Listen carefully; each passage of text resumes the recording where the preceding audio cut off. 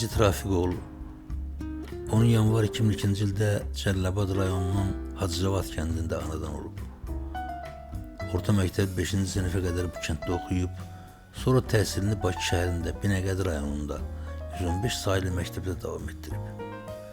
Təhsilini bitirdikdən sonra hərbi xidmətə gedib. Məcid Məmmədov 27 sentyabr 2020-ci ildə Vətən müharibəsi başlayanda Tərtər rayonunun en sayılı hərbi hissəsində xidmət göstərib. Tərtər, Suqovuşan, Kəlbəcər istiqamətində döyüşlərdə iştirak edib. Suqovuşanın azadlığı uğrunda döyüşlərin birində qəhrəmancasına şəhid olub.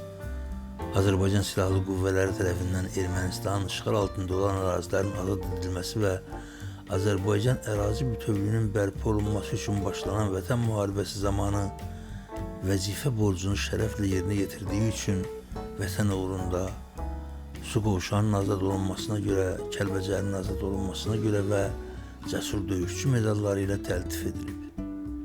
Cəlilabad rayon Hacıcavad kənd qəbirstanlığında dəfn edilib.